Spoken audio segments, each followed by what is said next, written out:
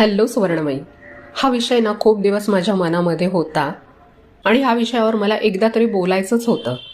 मनात विषय सारखा येत राहायचा, पण तो नीट शब्दात बसत नव्हता. आपल्याकडे दोन प्रकारच्या बायका खूप आहेत, एक नोकरी करणारी आणि एक घरात असणारी. दोघी सुद्धा दिसायला तर वरवर बघताना वेगळ्या वाटतात, पण आतून खूप वेळेला अगदी सारख्या असतात. आणि मी स्वतः ह्या दोन्ही कॅटेगरीमध्ये म्हटलं तर आहे, म्हटलं तर नाहीये. कारण मी स्वतःचं काहीतरी करते, पण माझ्या कामामुळे माझ्या संपर्कामध्ये पूर्णवेळ गृहिणी असणाऱ्या आणि नोकरी करणाऱ्या अशा दोन्ही प्रकारच्या स्त्रिया असतात. आणि त्यांच्याशी बोलण्यामधून एक गोष्ट मला खूप मनापासून जाणवली, तीच आज मला तुम्हाला सांगायची आहे. नोकरी करणारी स्त्री सकाळी उठते, सगळं आवरते, मुलांना तयार करते, कामावर जाते. पण डोक्यात दिवसभर घराचे विचार येत राहतात. मुलं काय करत असतील, जेवली असतील का, कोणी ओरडलं असेल का. आणि संध्याकाळी घरी आल्यावर काही कारणामुळे थोडीशी त्यांच्यावर चिडचिड झाली तर त्याच्यामुळे सुद्धा मनामध्ये खूप गिल्ट राहतो. खूप वेळा ही गोष्ट कुणाला बोलता पण येत नाही, कारण बाहेरून बघताना सगळ्यांना वाटतं तू तर इंडिपेंडंट आहेस, तू तर स्वतःचं काहीतरी करतेस.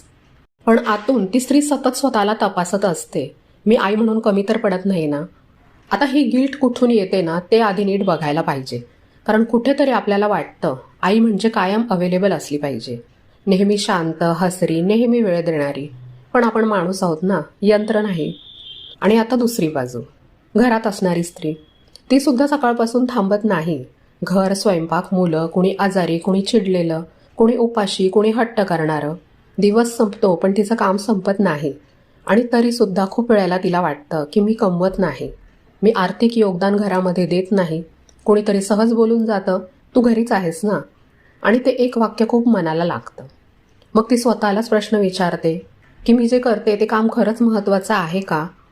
आणि आता हे गिल्टसुद्धा कुठून येतं, तर आपण अशा एका समाजात वाढलो जिथे पैशाला मोजमाप मानलं गेलंय यशाचं. जे दिसतं तेच महत्त्वाचं, जे मोजता येतं तेच किमतीचं. पण घरातलं शांतपण, मुलांचं सुरक्षित वाढणं, कुणीतरी कायम त्यांच्यासाठी असणं हे मोजता येत नाही. म्हणूनच त्याची किंमत कमी वाटते. पण कमी असते का? खूप वेळेला ह्या दोघीसुद्धा एकमेकींकडे बघतात. नोकरी करणारी म्हणते तिला मुलांसोबत राहता येतं, घरात असणारी म्हणते ती निदान स्वावलंबी आहे. आणि दोघीसुद्धा आपापल्या आयुष्यात स्वतःला कुठेतरी अपूर्ण समजत राहतात. हे जे आतल्या आत स्वतःला खाणं असतं ना, ते बाहेर कुणाला दिसत नाही, पण आपल्याला ते स्वस्थ बसून देत नाही.